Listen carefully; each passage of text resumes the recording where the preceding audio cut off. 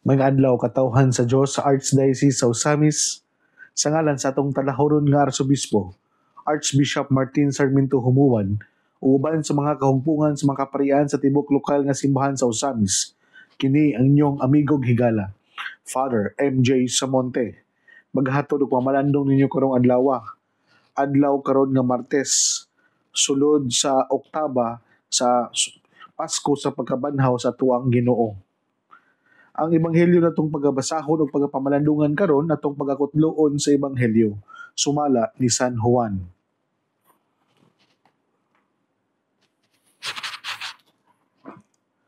Naghilak si Maria nga nagbarog didto sa gawas sa lubnganan, unya mitikubo siya aron pagdili sa lubnganan ug nakita niya didto ang duha ka anghel nga nagbistig puti ug naglingkod sa dapit nga nahimutangan sa lawas ni Jesus.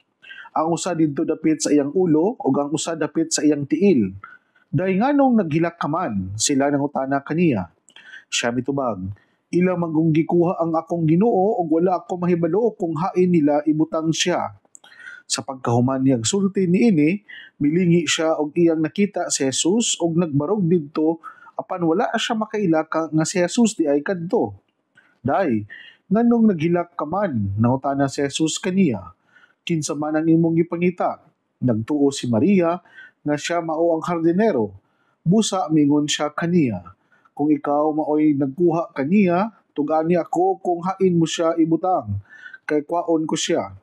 Si Jesus mingon kaniya, Maria, og si Maria miatubang kang Jesus ug mingon sa Hebreo, Rabone, nga sa ato pa magtutudlo. Unya giingon siya ni Jesus, ayaw ako hikapa kay wala pa ako mahibalik sa amahan. Adto hinuon ang akong mga igsuon ug sugidli sila nga muadto ako sa akong amahan ug inyong amahan, sa akong Dios ug sa inyong Dios. Busa gisuginlan ni Maria Magdalena ang mga tinun-an nga nakakita siya sa Ginoo o gisultihan siya ni Jesus niini. Mga igsuon ang ebanghelyo sa Ginoo. Daygon ikaw o Kristo.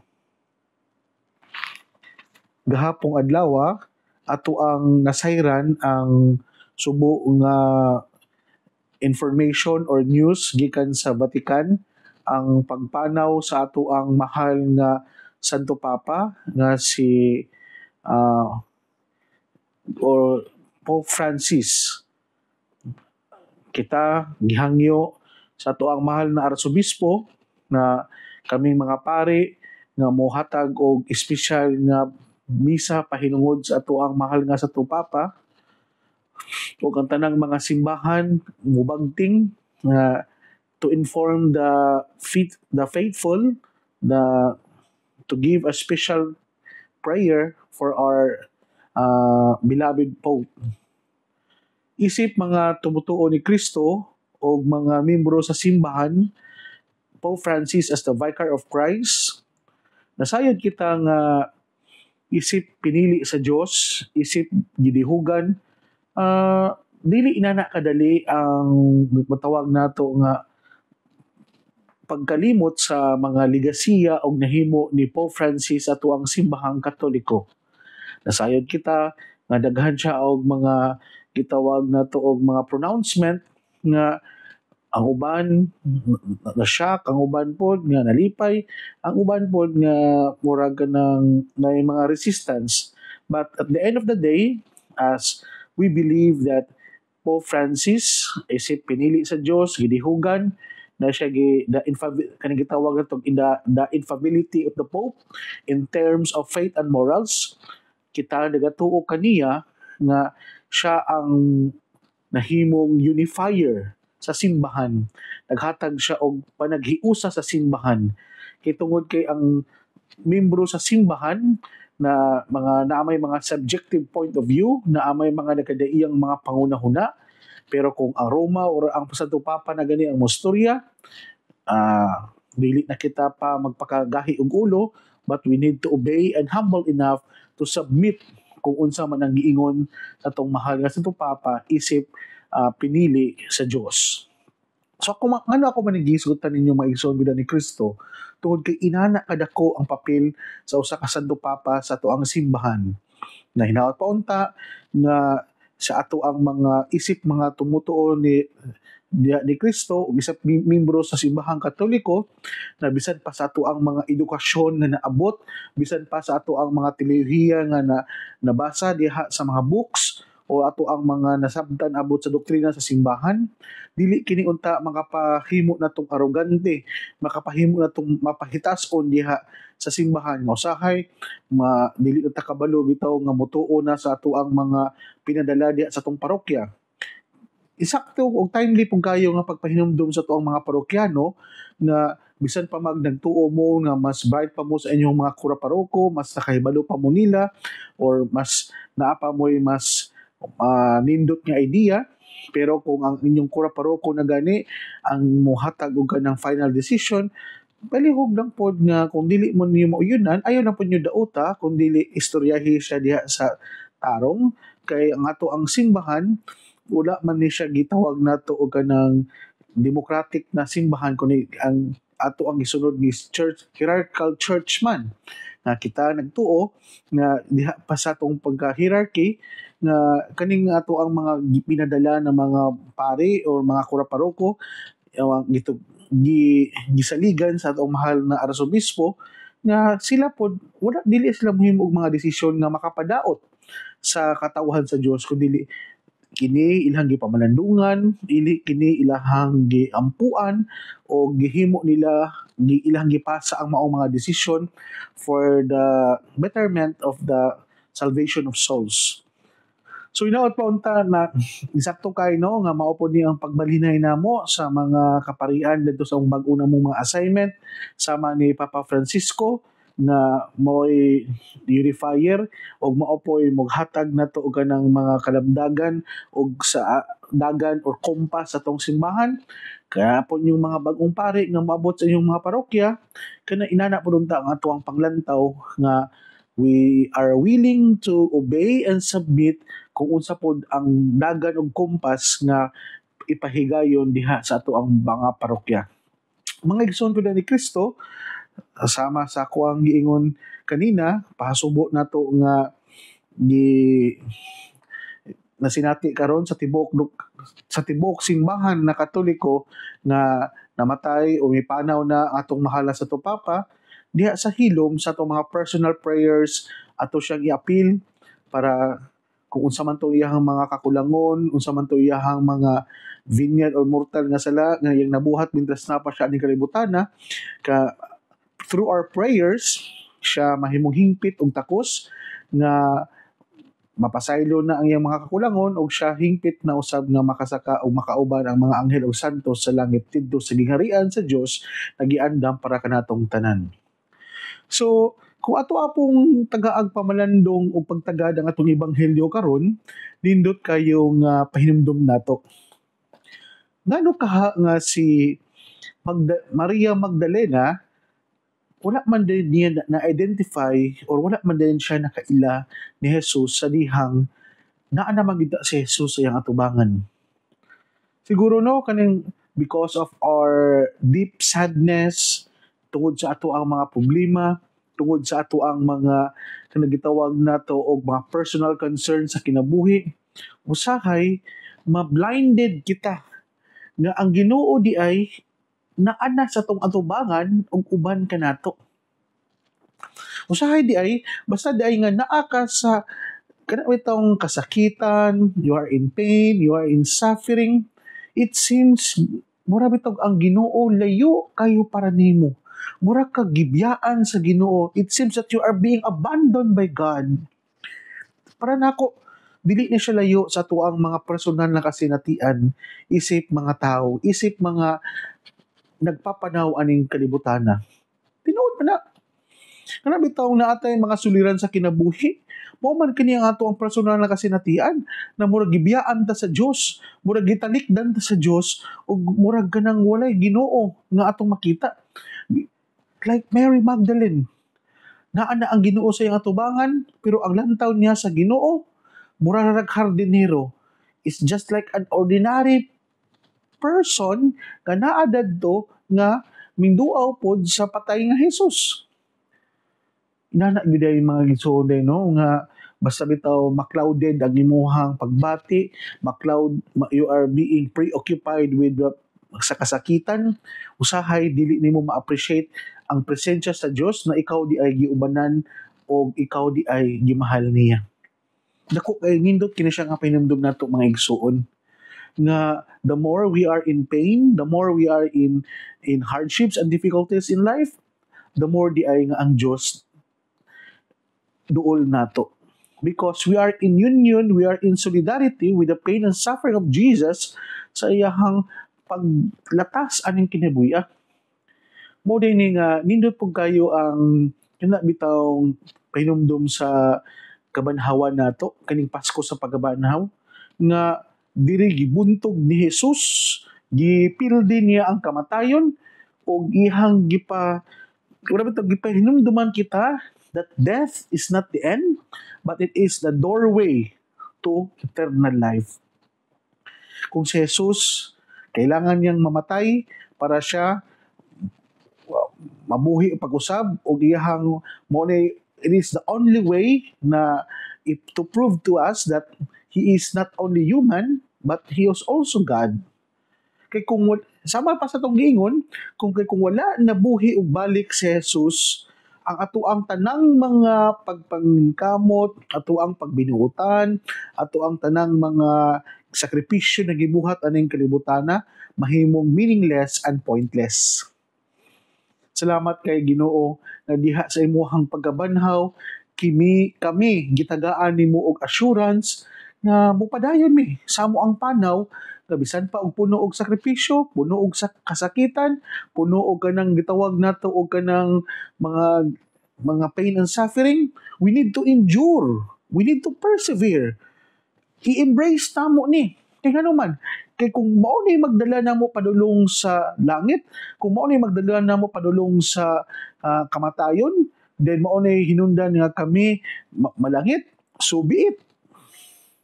So nindot kay mga igsoon gula ni Kristo nga kaning Pasko sa pagkabanhaw nagpahinumdom kanato na dili di ay permanent ang tanan. Lumalabay ra gid ang tanan. Bisan pa ang kamatayon lumalabay ra pod. There is what is eternal, there is what we call permanent, that we are one with our Father in heaven. Mao na ang assurance na nindot nato nga panghawakan. Mao kana ang assurance na nindot nato huptan na mintras nagpanaw ta aning kinabuhi, dili ta mahadlok mamatay. Bisan mao na ang tao bitaw nga kanang anda mo barog sa kamatuoran, bisan ang tao bitaw nga anda mo storya sa unsay tinuod ug andam niya buhaton ang misyon na gipabuhat sa Ginoo kaniya, heaven is waiting for us. Mao na nga usa may hinungdan sa kamatayon ni Jesus, ihalang gi-fulfill ang misyon na nagihatag sa Ginoo sa langit ng Amahan para niya. Ug mo hinungdan siyang kamatayon. Daghang mga nagbutang-butang kaniya, daghang mga nasuko niya, o kaning mga tao bitaw nga because of envy, because of jealousy, tungod sa kasina, tungod sa garbo nga wala nila nadawat nga sila na gisaway ni Jesus.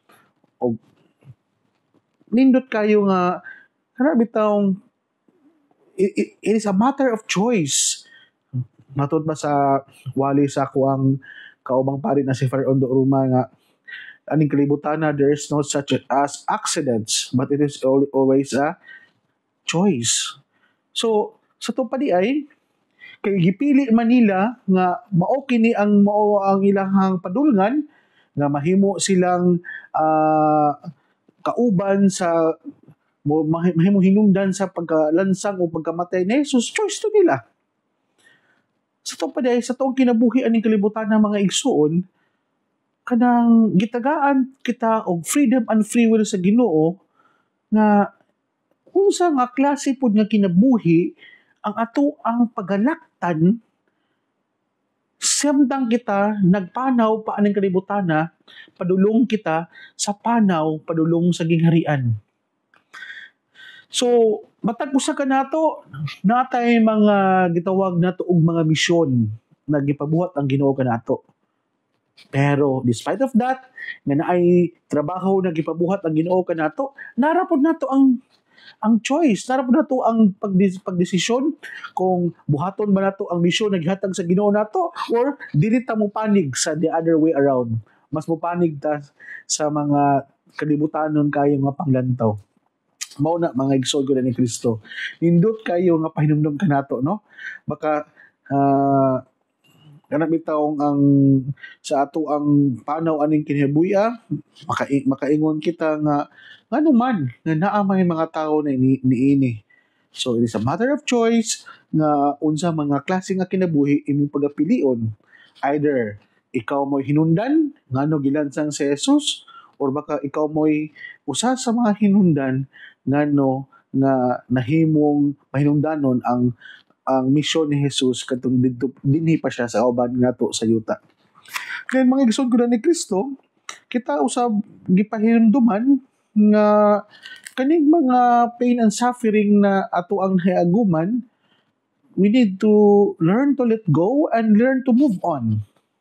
Kaya nga naman, kay kung dili magud ta maka-move on o dili magud nato ni siya i-let go, magapos kita sa maong kasinatian ug nalimtan nato nga ang Dios di ay dili siya Dios para sa mga patay kundi Dios siya sa mga tao nga nagtuo og pagkabanhaw. Mao na nga kana atong mga minahal sa kinabuhi nga nauna na nato kana ato ang mga minahal sa kinabuhi even Pope Francis, we believe that sakit man nato ang pagadawaton karon nga namatay na o nauna na nato ang ato ang mahal sa ato papa, pero kita nagatuo that we someday somehow will be with him in paradise. Nauna lang siya nato. So gini ang nindot kay ng mga assurance nagihuptan nato isip mga Easter people that we believe that there is life after death. So hinaot pa unta nga sa dihang miingon si Jesus kang Maria Magdalena nga miingon siya kaniya Maria o miingon siya Rabboni. Dadto nabuksan ang consciousness, ang awareness ni Maria na katudi ang tao nga iyang naatubang dili siya ordinaryo nga hardinero kundi ang Dios dito, iya ditong master, iya ditong Ginoo. Sa usahay kana ding kailangan gid tawagon sa tuang first name. Kailangan gid tawagon gid sa ato ang pangalan in order for us na kaning tawhana nga nagtawag nako naa gid personal attachment ba nga kaila gid ni nako. Nakabantay na mo ana kana bitong naamo sa public. Then kana bitong dugay na mo wala nagkita sa maong tao. Dayon kapulugod mo na magkaila mo. Pero kay tungod kay hesitant man ka, maulaw man ka, nga dili ka sure, doubt, you are in the state of doubt kung siya ba gyud. Pero kana bitong nay usa ninyo nga motawag sa inyong pangalan, hoy MJ, hoy Julio, unsa ba? Dadto na kumaingon ay kaila gid nako ni siya gid ni. Like Mary, inana pod ang nahitabo niya. Kanang siguro tana siya mga glimpse nga murag si Jesus maginio pero mo na natubunan siya sa iyang kaguol, natubunan siya sa iyang kasakit. Pero sa dihang gitawag siya nga Maria, dadto niya na confirm nga ay si Jesus gid ni, si Jesus gid ni. What is my point, brothers and sisters? Nga kung naata sa pagduha-duha, kung naata sa mga gitawag nato og kanang dili ta sure, buingon kita og mga pangalan nga maoy makapa-aware sa tao nga ako ni. Importante gyud no ang pag-name gyud no, very powerful gyud ang naming. Kay ngano man, kay ang name manggod mao ni makapahimata nato nga kaning tawhana nakaila gyud nako. But sad to say, ang memory karon sa mga tao dili naman nila naka-sharp, makaila ta face to face kaya sa dagway pero lisod di kay hinumduman ang pangalan. Ang punto lang nako mga igsuon nga importante gid ay nga sa tuong pakipaghigala aning kalibutan na importante gid ay nga hinumduman po nato ang pangalan. Kay kung hinumdum ta sa pangalan makaingon gid siya nga importante ta, dili ta basta-basta niya higala kay ato man yung gi-remember ato aman yung gitisok sa tong unahuna ug kasing-kasing ang iyang pangalan. Napaygiingon nga malimtan man nato ang pangalan pero ang mga memories natong nakauban siya dili ito malimtan pero lahi na gyud tong di gid nato malimtan ang maong pangalan. So sa katapusan mga igsoon ko ni Kristo, ang Pasko sa pagabanhaw, si Jesus nagpahinumdom kanato nga dili ta magpabilin sa kasub-anan, dili ta magpabilin sa kasakitan, kundi we are looking forward nga ang kamatayon dili di ay mo'y katapusan, kundi it is a doorway to eternal life. Ako ang pagtimbaya sa ako ang doktora na nagpaibot ko kahapon, si Doktora Pinggoy diya sa Mars MC. Salamat kayo, Dok, nga at least karon nga makaistorya ra kong tarong o salamat sa resita nga affordable ra pod o kanang sa kaluoy sa Ginoo effective ra pud kayo. Salamat sa tuang mga higala ug mga amigo higala diya sa Mars MC Hospital, ato ang medical head na si Dr. Jane Orbistondo. Good day, Doc. Happy Easter. Si Ate Melky. Ate Easter, Happy Easter, Ate. Sa tuang mga naminaw karon diya sa Cainta, Rizal. Tita Nanay Kahandikan Sabado family o diha sa San Mateo si Ate Laila Del Mundo o sa Montalban Rizal si Ate Bless o diha sa Marikina si Ma'am Sara Flores o sa tanang mga kaparian nato nga naminaw karon asa man mo napita hinaot paunta nga kamo tagaan og mayong panglawas. Sa dili pa nako tapuson din ni atong pagpamalandong mga igsuon, gipanawagan nako nga tuang mga igsuong kaparian sa tibuok lokal nga simbahan sa Osamis nga karong hapon alas 5 sa Metropolitan Cathedral naa kita espesyal nga misa para sa ipanungod nato sa tong mahal nga Santo Papa Pope Francis, late Pope Francis. Kani panguluhan sa tong mahal na arsobispo. Sa hinaot paunta nga uban sa panawagan sa itong mahal na arsobispo, manambong kita mga fathers o kita dalon nato ang mga representative diha sa itong mga parokya. Kabalo ko nga bisita sa itong pagpangandam sa pagbalhinay pero isip po nga part sa ito ang weekly gathering kay Martes man karon pag sa itong misa, magtapok-tapok usab kita mga kaparian sa tibok lokal nga simbahan sa Osamis. Ug sa tanang mga parokyano nato nga naminaw karon, salamat kayo sa inyong dakong suporta sa ato ang pulpito sa kahanginan sa DXDD o sa tanan natong mga avid listener na nagpadala sa ilahang mga gitawag nato og kanang sa Messenger, sa Facebook. Daghang salamat, dili man ako pa karon pero one day ako yung i-istorya isa-usa inyong mga pangalan, no? Ako siyang isulat. Sige lang, mo hatag na kong espesyal nga panahon para ana. Salamat kayo sa inyong suporta nga kamo nagpadayag nga kamo kanunay naminaw kanamo sa ato ang daily reflection nini sa DXDD. Mga igsuon dinhi na ko kutob ayaw kamo kalimot na ang pulong sa Dios angay gayud nga pamation, pamalandungan ug paningkamutan nga mapuy-an. Bulahan ng tao nga naningkamot magpuyo sa pulong ni Jesus. Sama siya sa kahoy nga gitanom daplin sa sapa kansang ang dahon dili gayud malaya og tempo sa ting bunga, buhatag siya maayong mga bunga. Hinaot pa unta na kining tanan natong nadungog og gipamalandungan makatabang nato sa pagkinabuhi nga balaan na maoy magdala ka nato sa tuang gitinguha og padulngan ang gingharian sa langit nagipangandoy sa matag binunyagan. Igsuon, ugma na usab uban sa pangama sa tong mahal nga berhen na si Santa Maria na atong gitawag dinhi sa misa misnon na berhen sa kuta, ang Dios magapanalangin unta kanato sa ngalan samahan sa anak ug sa Espiritu Santo. Amen.